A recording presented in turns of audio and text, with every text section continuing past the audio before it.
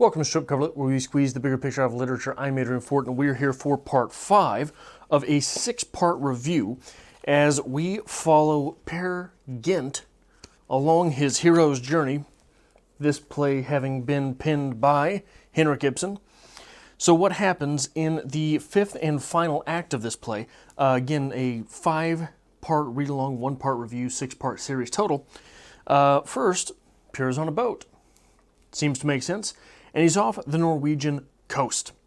Per muses that with the captain of perhaps paying the crewmen gifts until he learns that they all have family. Then he figures he'll just get them all drunk and ruin their home lives when they get back.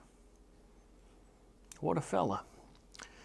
There is a wreck, and Per offers the men money to fare the waters and save the stranded men that they come across. And when they all decline, he calls them cowards, because that makes sense to him. Suddenly, a strange passenger appears. Strange and quite morbid. He muses with Per about dead people.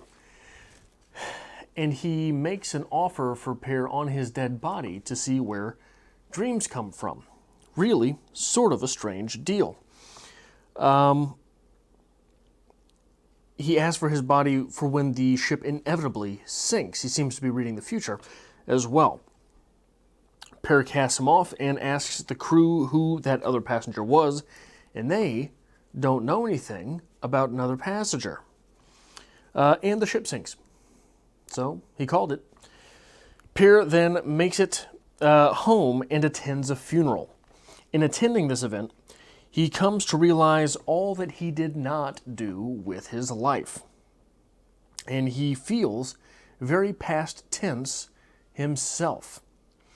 It also comes to light that his mother did not. He failed her on her deathbed, did not lead her to heaven. Really sad. Really a sad turn of events there. And something that I don't think something for which I do not believe that the repercussions are truly felt in the words of the play, but are left like the stunning revelation itself to Per to be felt later. Then Per meets a button molder who has come to mince him up into afterlife buttons, because Per Gynt by Henrik Ibsen, I guess. Per finagles for a bit of time off of the button man. Now, if you were a button man, is that butt man for short? Just asking. Maybe I've been misinterpreting things my whole life. Per uses this time wisely by freaking out until he basically accidentally runs into Solveig, and Per is like super remorseful, but she doesn't care. She's fine. It's all right. I mean, sucks,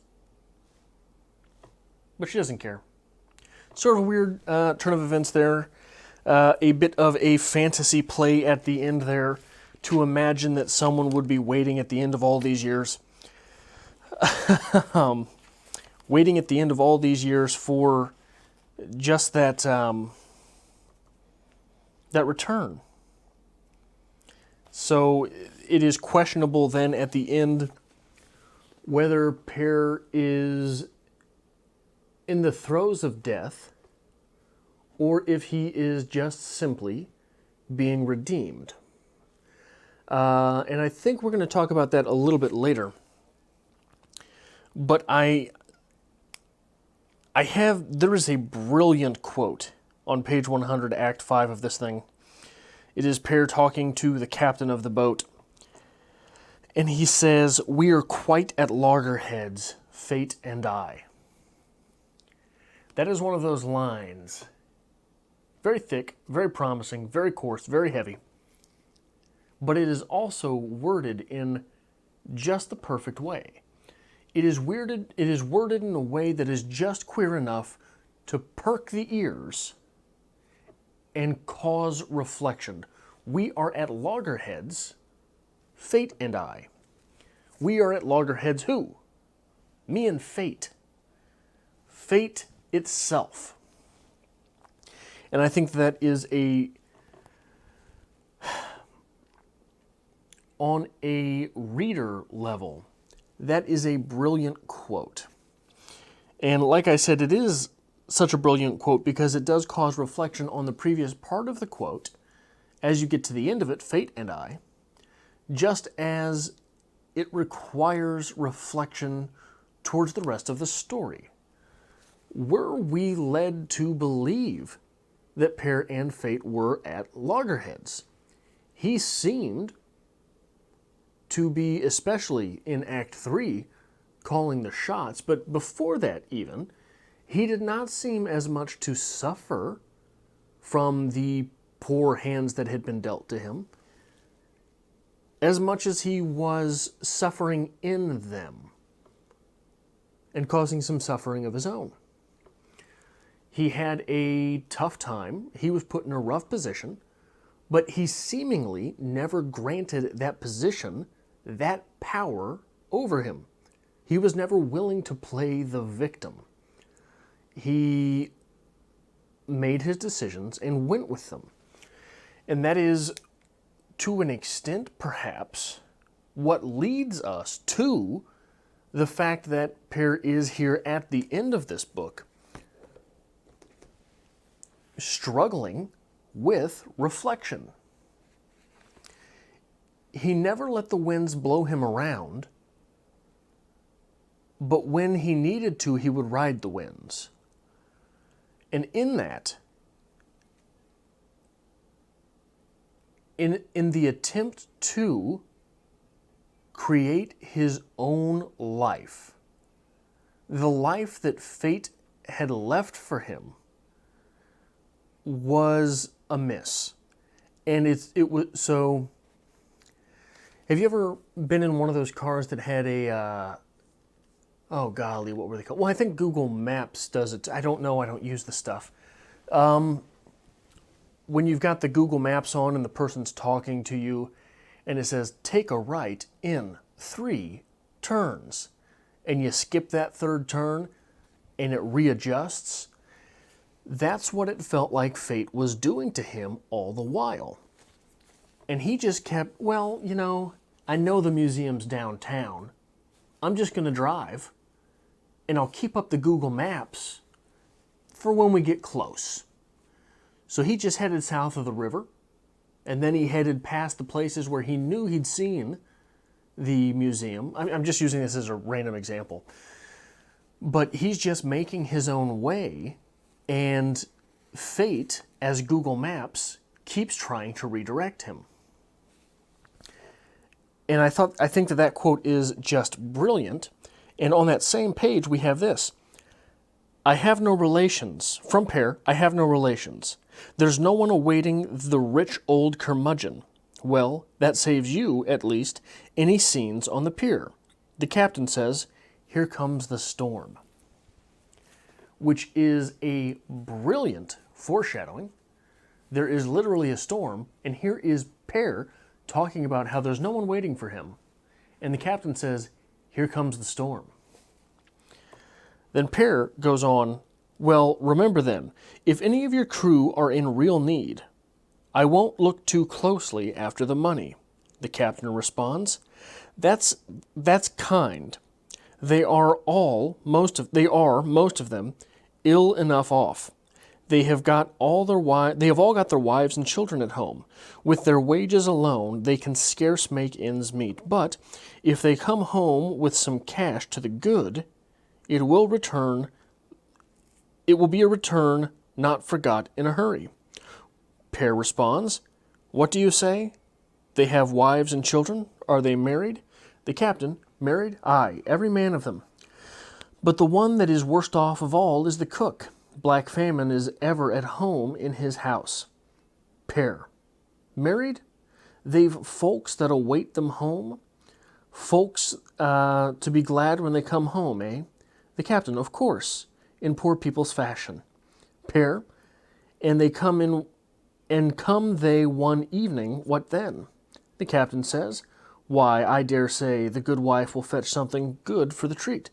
Pear and light in the sconce? The captain, aye, aye, may be two. And a dram with their supper. They've their children about them. The room's full of chatter. Not one hears another right to the end. For the joy that is on them.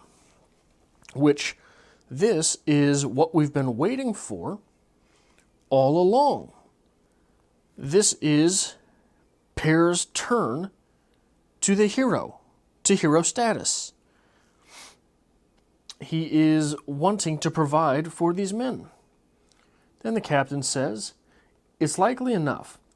So it's really kind you promised just now to help eke things out. So, in his heroic turn, Pear answers, I'll be damned if I do. Do you think I am mad? Would you have me fork out for the sake of a parcel of other folks' brats? I've slaved much too sorely in earning my cash. There's nobody waiting for old Peer Gynt. So much, seemingly, for that. Which is indicative of the bitterness of loneliness, not solitude. There is a difference. There is a difference between being alone, from being alone and being lonely. One need not suffer from loneliness while being alone. Some people are predisposed to being alone. That seemed to be the case for most of this story for old Peer Gynt. He seemed to be the type that was predisposed to being alone. But with this turn here at the end being so bitter, it seems that if he has not always been this way, then at least recently he has taken the turn from being alone to being lonely. And much in the way that someone who has no money is covetous, can be easily covetous of money, or someone who has no car could be covetous of a car.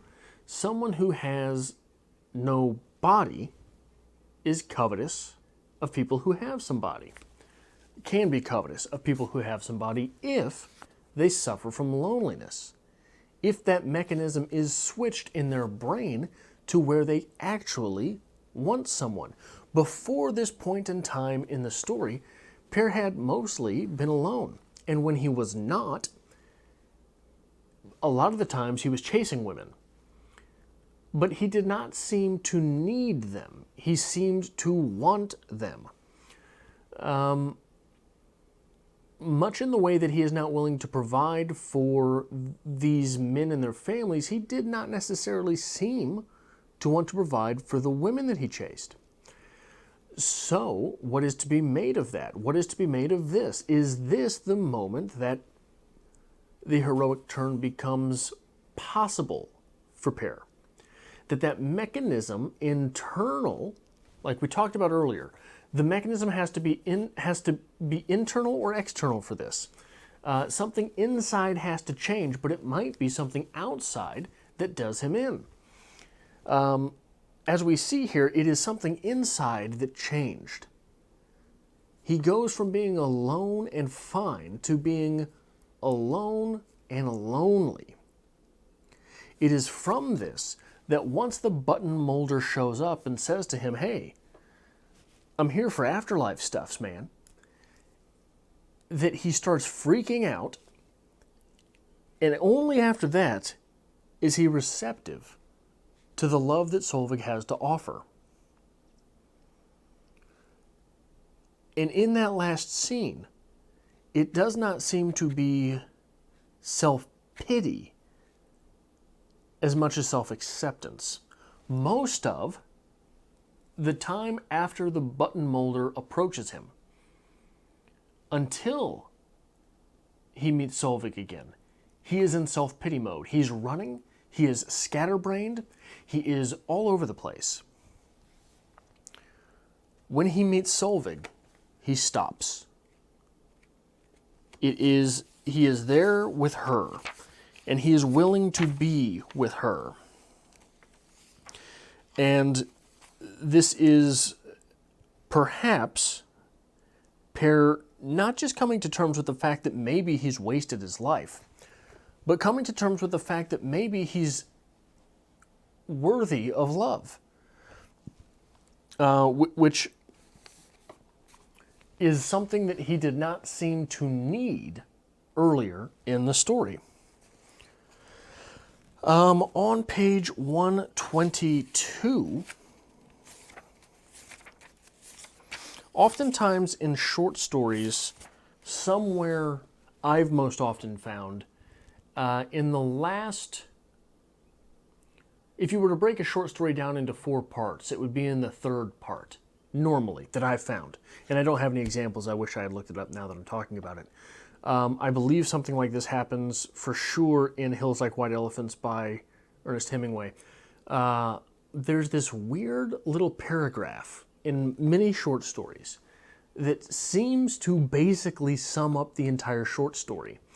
I don't know if that's a real thing. I don't know if there's a name for that. I don't know what type of research has been done on it, but it's a weird thing that you can find it in many short stories after you know what the short story is about.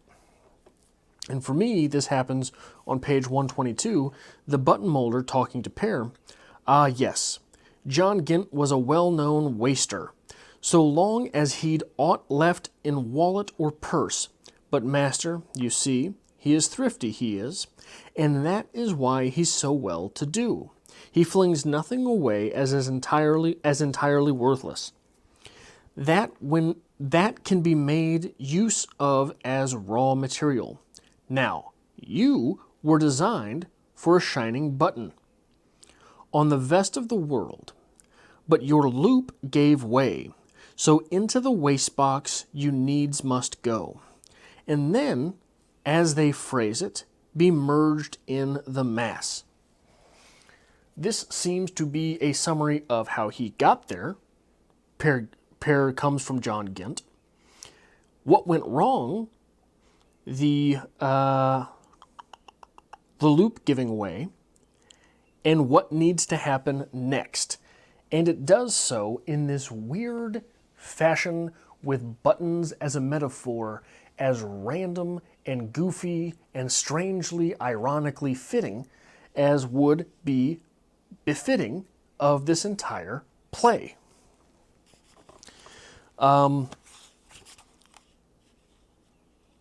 He meets back up with the Dovra? The Troll King. Dovra Guben. And they have a short discussion. The old man. When you left the Ronde, you inscribed my motto upon your scutcheon. What motto? The old man, Per, what motto? The old man, the potent and sundering word. Per, the word, the old man. That which severs the whole race of men from the troll folk. Troll, to thyself be enough. Per falls back a step. Enough. The old man, and with every nerve in your body, you've been living up to it ever since. Per, what? I? Per Gynt? The old man. It's ungrateful of you. You lived as a troll, but have still kept it secret. The word I taught you has shown you the way to swing yourself up as a man of substance, and now you must needs come and turn up your nose at me. And the word you've got to thank for it all. Per, enough, hill troll, an egoist. This must all be rubbish. That's perfectly certain. Basically, to thyself, there is the saying, I think it comes from the Bible, to thine own self be true. And here we have, basically, to thine own self be enough. And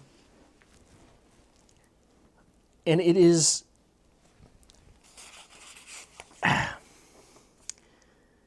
later on, just a page later, to be oneself is to slay oneself. This is from the button molder. To be oneself is to slay oneself. But on you that answer is doubtless lost. And therefore will say to stand forth everywhere with master's intention displayed like a signboard. So, which is it? Which are the words to live by? To thine own self be enough. Get by, man. Get by. Do what you gotta do. Or, to be oneself is to slay oneself.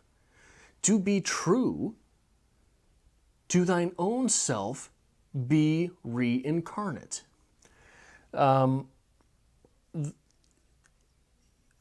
This is a hell of a thing to have just right across from each other, from 126 to 128. And we have Per here living by the former motto, to thine own self be enough. Basically his entire life. To be oneself is to slay oneself. Rethink things. We don't get that until he's laying in Solveig's arms. Every time that Per comes to a crossroads and might grow, he instead lies. And we see in that scene with his mother on the deathbed, lying comes from playtime as a child, goes back to preachings from his mother, which makes it tough on him, because where those attempts might be spent to reinvent oneself, he has spent most of that time lying about himself. We meet the woman in the desert, and he's lying about where he's been. We meet the Troll King's daughter, and he's lying about who he is. We get, at the wedding that he attends at the beginning, he's called out for all the lies that he's told about great things that he's accomplished. Even when he goes and he's making all of this money in that fourth act, he's making all of this money by selling false idols in China and by selling someone else's labor, which is the slave trade. And he is sort of lying to himself even to do it. A couple end things I want to touch on with this part of the read-along before we get to the review is the idea of death. What is death? Is it just the end of life? Or might true death come before that? We've got this scene at the end where it is questionable if Per is dying, if the button molder, if those next crossroads that he promises are necessarily even in this life, or if the button molder might be there to collect now and discuss at the later crossroads. This play seems to be a commentary expressing that death might come far before that. Per Gynt was dead for many years before he ever got to this point. That commentary seems to lead us to believe that death is the end of moral being. Possibly the end of positive change. I think that there are many interpretations for death when you're talking about this type of thing. Is it the end of life? Is it the end of change? Is it the end of positive change? Is it the end of progress? For me, it seems to be the end of learning. And that's just a personal thing. The moment I stop learning is going to be the moment you can go ahead and get that kiln burning because I want to be cremated. But I think that in this play, the commentary is leading us to believe that it is the end of positive change, perhaps. But once he dies and accepts the love of Solveig / his mother, which I think there's a lot to be made of that as well. But once he is willing to accept that love, he seems a bit reborn again, or at least, if not reborn, finally alive. So questions about this hero's journey is very strange. Per was nothing, left and gained a lot, lost everything upon returning, and ended up by gaining a soul? Is that his hero's journey? Is there another interpretation there? Are there more parts to that? Are there less? Am I adding something in? I would be interested in hearing from you in the comments section, because this is, I've commented on this many times. This has been a confoundingly difficult text for me. I was wrong about everything along the way. I didn't call a damn thing before it happened. And I'm still not sure what to do with a lot of the symbolism involved, a lot of the questions that are set up. So if you have answers for me, I would love to hear them from you in the comment section below. But that is all for this, the 5th part in a 6-part series, the final part of the read-along. And I will be back next week with a review of Per Gynt by Henrik Ibsen. If you like this sort of thing, it really helps me out if you hit that like button. You can share this on some form of social media if you want to help me grow. And there is a link to our Patreon, as always, to be found in the description below.